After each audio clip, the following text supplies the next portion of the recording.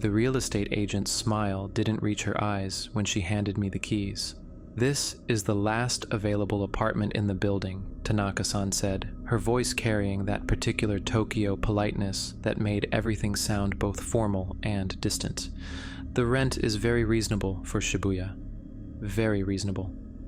I should have asked why. I was an English teacher from California, 3 weeks into my year-long contract in Japan, sleeping on a friend's couch and desperate for my own place. When I saw the listing, a one-bedroom apartment in the heart of Shibuya for half the normal price, I jumped at it. The building was older than most in the area, 7 stories of weathered concrete tucked between a convenience store and a karaoke parlor, the kind of structure that had somehow survived the constant renovation fever that gripped Tokyo.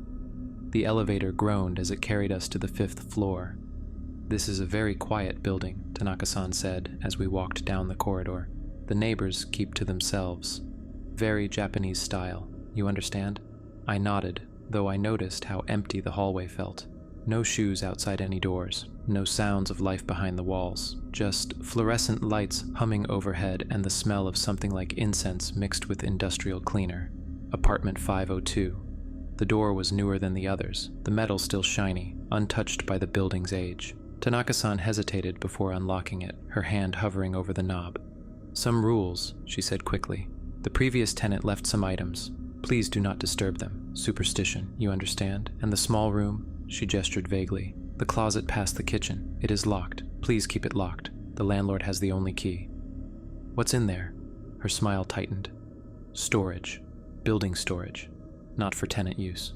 The apartment was perfect. Hardwood floors, a small kitchen, a bathroom with a proper tub, and a living space with a window overlooking the neon chaos of Shibuya below. Empty except for a low table in the center of the main room and, in the corner, a butsudan, a small Buddhist altar. "The previous tenant's altar," Tanaka-san said. "Please do not move it. Light incense daily if possible. Show respect. What happened to the previous tenant?" She moved.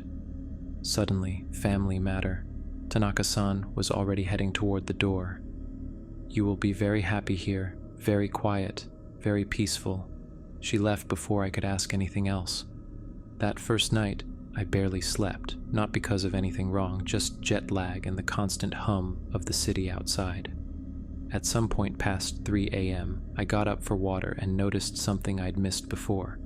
The locked closet door past the kitchen had a gap at the bottom, not large, maybe an inch, and from that gap came a draft of cold air that smelled like earth and something else, something organic and old. I crouched down, peering under the door. Darkness. Complete darkness. No light from any crack, no sense of depth, just black. And then something blocked the gap from the other side. I jerked back. My heart hammered. I stared at that gap, and whatever was on the other side stayed there, perfectly still, blocking all light and air. After a full minute, it moved away. The draft returned. I didn't sleep the rest of that night.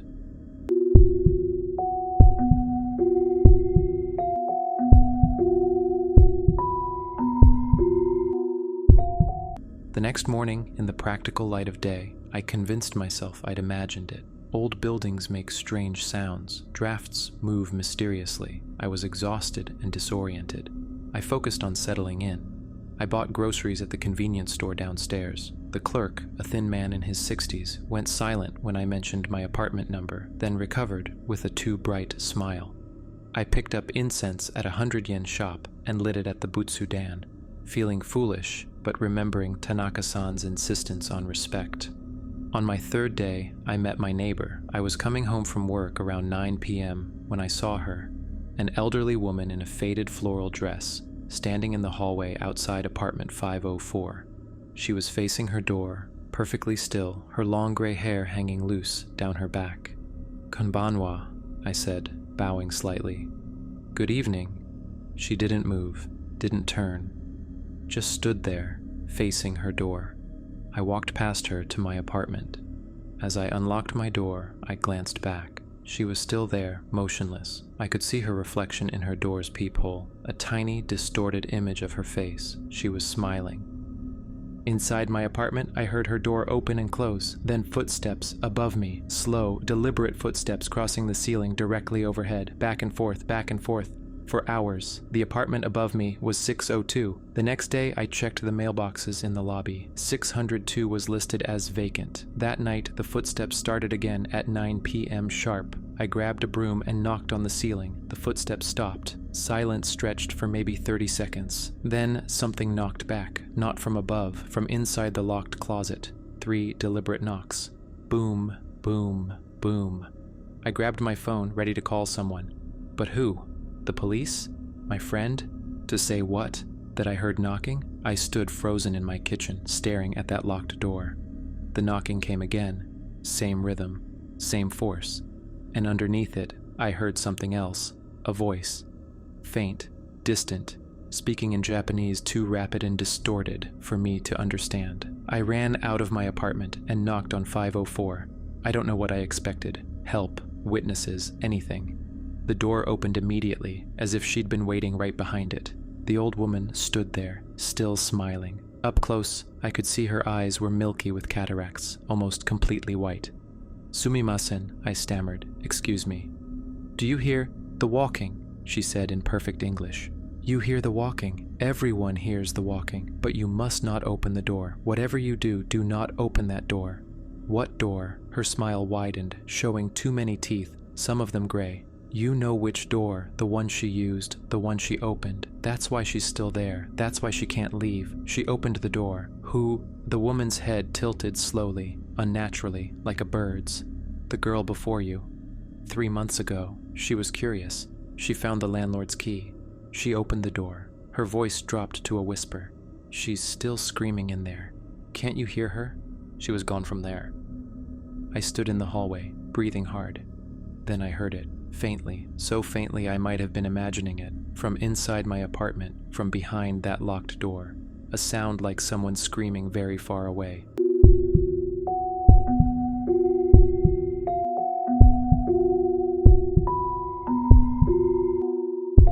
And I called Tanaka-san the next morning. She didn't pick up. I left 3 messages, no response. I tried the building's landlord. The number went to a disconnected line. At work, during lunch, I did something I should have done before moving in. I researched the building. The results made my blood run cold. 5 years ago, there had been a death in apartment 502. A woman in her 30s. The article was brief, buried in local news archives. Apparent suicide, it said. She'd been found by building maintenance after neighbors reported a smell. The article mentioned she'd been dead for approximately 2 weeks, but that wasn't what chilled me. There had been another death, 10 years before that. Different tenant, same apartment. Unexplained death. The woman had been found in a locked room, not the apartment itself, but a closet. The door had been locked from the outside. No key was found. She'd been in there for days. I searched for more, but the older records were harder to find. One blogger mentioned the building in a post about haunted places in Shibuya. They claimed apartment 502 had a history going back to the building's construction in 1978. Multiple deaths, all women, all found in or near a small storage closet. The blogger's post ended abruptly. I went to investigate, but I can't finish this post. I saw something in the window of that apartment. If you're reading this, and I haven't updated in a week, don't go there. Don't ever go there. The post was from 4 months ago. There were no updates. That night, I couldn't stay in the apartment. I went to an internet cafe, one of those places where you can rent a tiny booth with a computer and a chair, and stayed there until morning. I dozed off around 4 a.m. and had a dream that wasn't a dream. I was standing in my apartment in front of the locked closet. The door was open. Inside was not a closet, but a hallway. A long, dark hallway that stretched impossibly far, farther than the building's dimensions could allow. The walls were covered in scratch marks, and the floor was stained with something dark. At the far end of the hallway, someone was standing, a woman in a pale dress, her back to me. She was swaying slightly, her head tilted at an odd angle.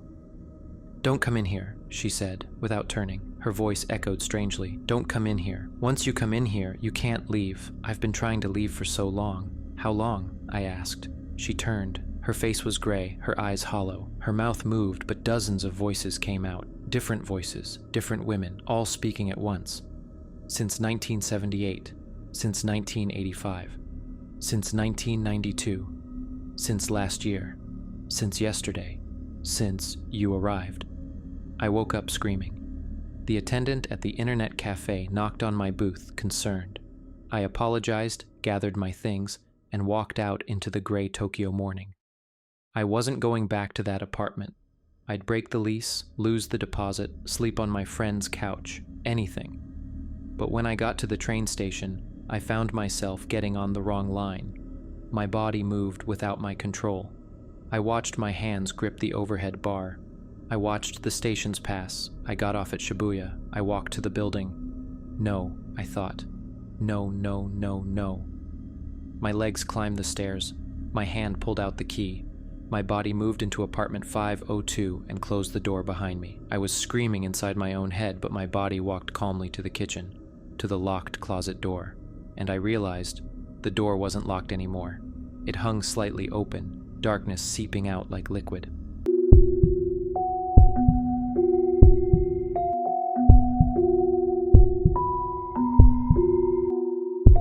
My hand reached for the door handle. I was still screaming internally, fighting for control, but my body wasn't mine anymore. The door opened. The hallway from my dream stretched before me, impossibly long. The scratch marks on the walls were fresh. I could see where fingernails had torn through plaster and paint. The stains on the floor glistened wet, and I could see them now, all of them. Women standing in the darkness, some close, some far away, all of them gray-faced and hollow-eyed. Some wore modern clothes, others wore styles from decades past. One wore a kimono so old it was practically rotting off her body. They all stood with their backs to me, swaying slightly. "Welcome," they said in unison, their voices flat and emotionless. "Welcome to the folding place. Welcome to the space between rooms. Welcome to where we wait." I tried to run. My body wouldn't move. It stood frozen in the doorway. The nearest woman turned. I recognized her from the news article photo, the tenant from 3 months ago, the one who'd disappeared, the one Tanaka-san said had moved suddenly.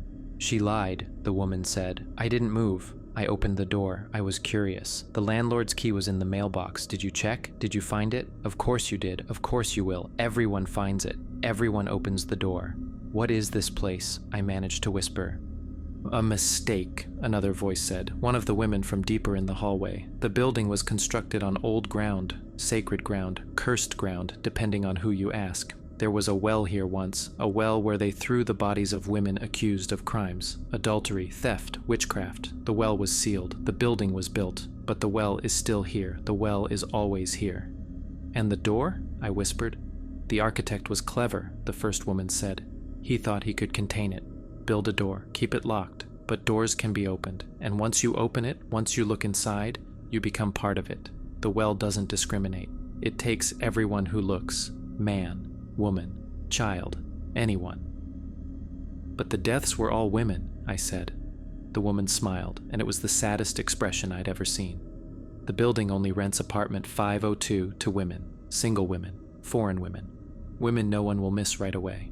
The landlord knows, Tanaka-san knows, the convenience store clerk knows, everyone knows. They keep feeding it. Because if they don't, it spreads. The door opens in other apartments, other rooms. It has to be fed. I felt my feet begin to move, step by step, into the hallway, into the darkness. No, I screamed. No, no, no. Fighting makes it worse, the woman said. I fought for 3 days. In here, time moves differently. 3 days in here is 3 months outside. I screamed until my throat bled. I clawed at the walls until my fingers were bone. Nothing changes. You're here now. You're always here. You'll always be here. I was 5 steps into the hallway when I heard something, a voice from behind me, from my apartment. The incense, the voice said, old female, my neighbor from 504. Light the incense. My body paused. The women in the hallway tilted their heads in unison, bird-like. Light the incense. Show respect. Respect keeps them calm. Respect keeps the door quiet. With enormous effort, I threw myself backward.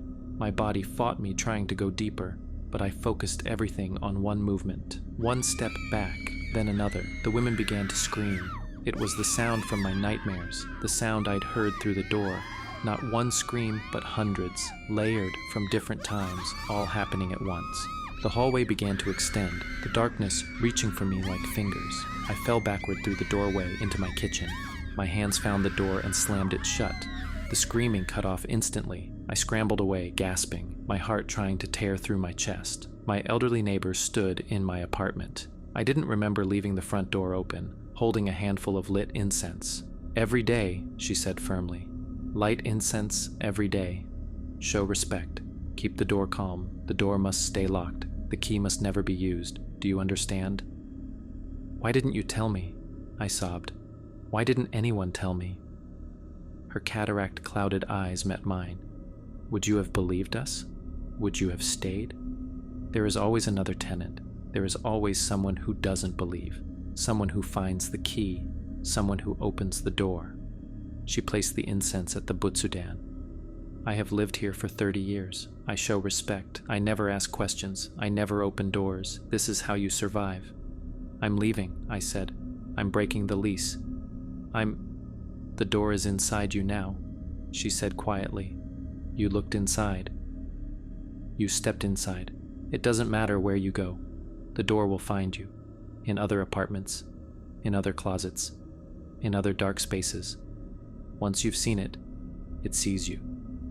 She moved toward my front door. "Light the incense. Show respect. Keep it calm. This is the only way." She left. I sat on my floor, shaking.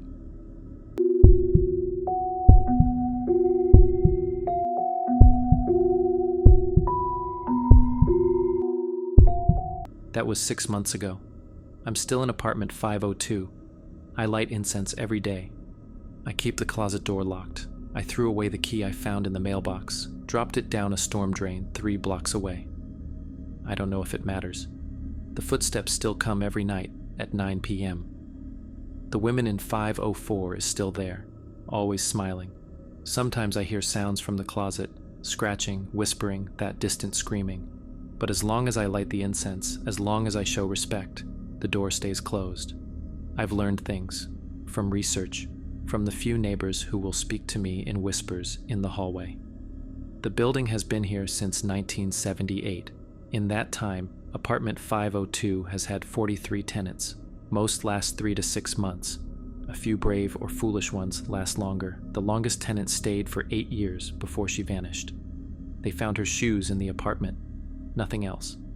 Some tenants run. They break their leases and flee, but they come back. Not physically, they never physically return, but their names appear in the news. Suicides, accidents, always involving small spaces, closets, bathrooms. One woman was found dead in her new apartment's pantry, her body contorted impossibly, as if she'd been trying to crawl into the wall. The ones who stay learn to live with it. There's a routine. Light the incense. Don't ask questions. Don't open doors you don't need to open. Don't investigate sounds in the night. Don't make eye contact with the women in the hallway. Never, ever go near the closet past midnight. Last week, a new tenant moved into 503, a young woman from Australia. I saw her in the hallway, bright-eyed and excited about her affordable Shibuya apartment. I wanted to warn her. I opened my mouth to speak, but my neighbor from 504 was watching from her doorway, shaking her head slowly. "She will learn," the old woman said after the Australian went inside. "Or she won't. It is not our place to teach." Sometimes at night, I stand in my kitchen and look at the closet door. I wonder about the women inside. I wonder if they're conscious, if they're suffering, if they know how much time has passed. I wonder if the tenant before me stood here too, having these same thoughts, before curiosity got the better of her. The key is gone, but keys can be replaced. Doors can be opened. The scratching is getting louder. The voices are getting clearer. They're calling my name now. They know me. They remember me. Last night, I woke up standing in front of the closet door. I don't remember getting out of bed. My hand was on the doorknob. It was unlocked. I backed away. I lit incense. I showed respect. The door locked itself again with a soft click, but I'm running out of time. I can feel it. The door is patient, but it's hungry. The well underneath wants to be fed. My lease is up in 6 months. Tanaka-san has already called twice to ask if I want to renew. Her voice is cheerful. There's a waiting list, she says. So many young women looking for affordable apartments in Shibuya. I told her I'd think about it. Tonight, the footsteps started early. 7 p.m. instead of 9. The scratching in the closet is constant now. I can hear my name being called from the hallway that shouldn't exist. I'm lighting the incense. I'm showing respect. but I can see the closet door from where I sit. It's hanging open, just an inch, just enough to see the darkness inside, just enough to hear them calling. I should close it. I know I should close it, but I'm so tired of being afraid. And I'm so curious about what's really in there. The incense is almost gone. Maybe I'll light more. Maybe I won't. Maybe it doesn't matter anymore. The door is waiting. It's always been waiting, and I think I'm ready to stop running. Subscribe if you dare.